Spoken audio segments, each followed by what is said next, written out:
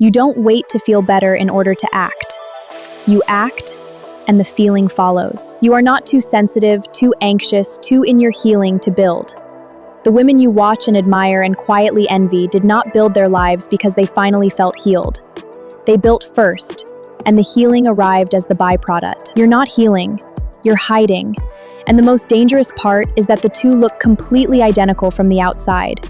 So no one in your life will ever call you on it. Not your friends, not your therapist, not even you.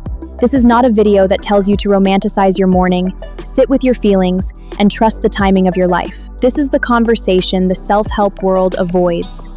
Because the entire industry makes more money keeping you in pain than watching you outgrow it. In the next 10 minutes, I'm going to show you the exact mechanism that turns healing into a trap, and the one shift that pulled me out of almost 3 wasted years. Stay until the end, because the last thing I say is the part that actually changes your life. I'm saying it because I lived inside this trap for almost 3 years. I genuinely believed I was doing the work the entire time. Here's the truth it took me years to understand. Healing was never meant to be a place you live. It was meant to be a bridge you cross. Somewhere in the last few years, we forgot that. We stopped treating healing as the painful, temporary work of getting back on our feet, and started treating it as a personality, a permanent address, an aesthetic with soft lighting and a perfectly curated bookshelf and a playlist called Becoming Her. And the moment healing becomes your identity instead of your bridge, you can never finish. Because finishing would mean losing the only version of yourself you've learned how to be. And this is the part that matters, because the trap isn't a character flaw. It's a mechanism. Every time you understand your pain a little better, every journal page, every video, every, oh my God, that's literally me, your brain hands you a small hit of relief. It feels like progress. But understanding why you're stuck and actually getting unstuck are two completely different things, and your brain genuinely cannot tell them apart. So you keep going back for the feeling of insight, and you never step into the discomfort of action. You slowly become an expert on your own wounds, the most self-aware person in the room, and the most stuck. For almost 3 years, I called myself a recovering people pleaser. I read every book. I had the journal with the gold-stamped cover. I went to therapy every Tuesday at 4. I cut off the friends. I cut off the family. I went no contact with the men, and one night I sat on my kitchen floor and did the math. 3 years. And I had not built one single thing. No work I was proud of, no body I felt at home in, no relationships that actually fed me. Just an immaculate, well-researched explanation for why my life looked exactly the same as the day I started. I had studied my pain so closely that I'd turned it into the most interesting thing about me. And I couldn't understand why I felt worse, not better, until I realized I had never once acted on a single insight. I just collected them. Now I need to be honest with you, because the people who get this wrong do real damage. There is a kind of healing that is real and necessary and not optional. If you are in acute grief, if something happened to you recently, if you are in crisis right now, rest is not avoidance, and please talk to someone trained to help you. That is not what this video is about. This video is about chronic healing, the kind with no end date, the kind you've been in for 2, 3, 5 years. The kind that has quietly become the excuse you reach for every time life asks you to be brave. There's a difference between a wound that needs time and a wound you've decided to live inside, because the outside world feels scarier than the pain you already know.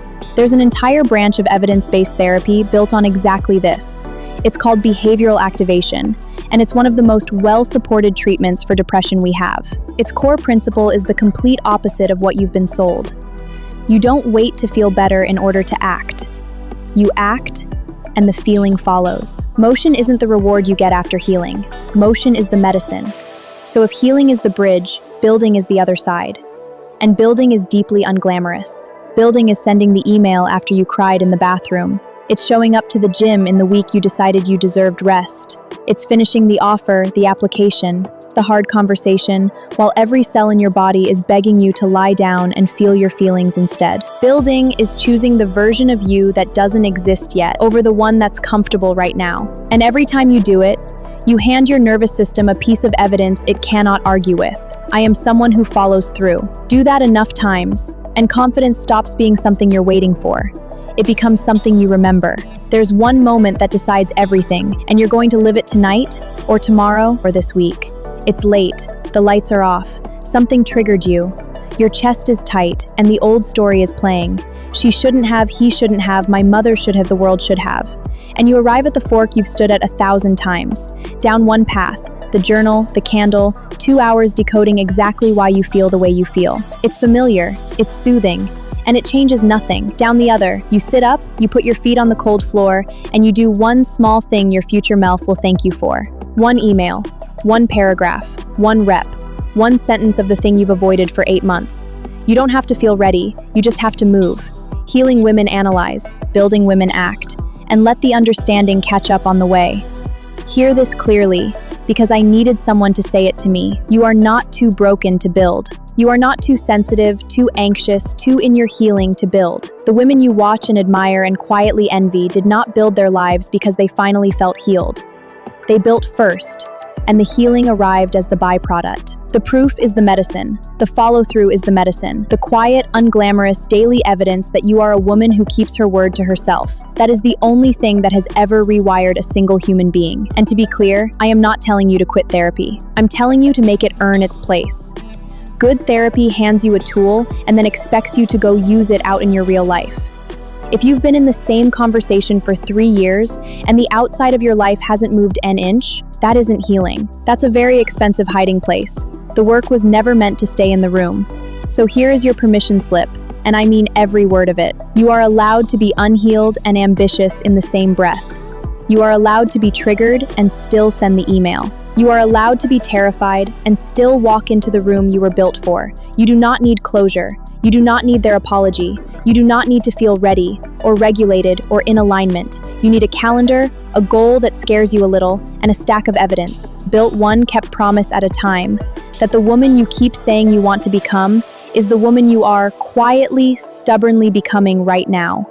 If this made you uncomfortable, good. That's the feeling of the truth landing. Here's what no one tells you about the healing identity. It doesn't just protect you from pain. It protects you from something far scarier. Being seen trying and failing. When you are in your healing, you have a reason for everything that hasn't happened yet. The business you haven't started. The relationship you haven't let yourself want. The body you haven't shown up for. The healing is the alibi. And alibis are comfortable because they come with built-in sympathy. No one argues with someone who is healing. No one pushes back. No one holds you accountable. You become untouchable in the most painful way possible. Shielded from criticism, yes, but also shielded from growth. Shielded from the version of yourself that is waiting impatiently on the other side of all this careful, curated suffering. The wound became the most interesting thing about you, and some part of you knows, even if you've never said it out loud, that without it, you'd have to figure out who you are when there's nothing left to recover from. That is the question the healing industry will never ask you, because the answer would put them out of business. I want you to do something uncomfortable for 30 seconds. Think about the life you have right now, the work, the relationships, the body, the quality of your days. Now ask yourself honestly, how much of it is different from 5 years ago? Because of all the healing work you've done?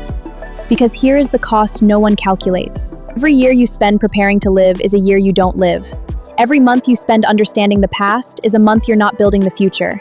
And the gap between who you are and who you are capable of becoming doesn't close on its own. It widens, quietly, while you're busy processing it. The people who changed their lives did not do it because they finally felt ready. They did it terrified, dysregulated, mid-breakdown between therapy sessions. They did it imperfect, incomplete, unhealed, and they did it anyway. They sent the pitch while their hands were shaking. They showed up to the first day while the voice in their head was still listing every reason they would fail. They signed the lease, made the call, said the hard thing. Not from a place of wholeness, but from a place of decision. A quiet, private, unglamorous decision that no one applauded and no algorithm rewarded. And here's what they found on the other side of that decision. Not perfection, not the absence of fear, not a nervous system that finally, magically felt safe. They found evidence. Small, stubborn, accumulating proof that they were someone who moved anyway. Someone who didn't wait for the feeling before taking the step. That evidence is what confidence is actually made of. Not affirmations. Not understanding your attachment style. Not one more video that makes you feel seen at 11 p.m. Evidence. Built in the real world, one kept promise at a time. You don't need to feel ready. You just need to begin. Close this video, open one blank page, and write the single thing you do tomorrow if you stopped waiting to feel healed first. Then tomorrow morning, before the candle, before the journal, before the playlist, go and do it. Cross the bridge, stop decorating it. I'll see you on the other side.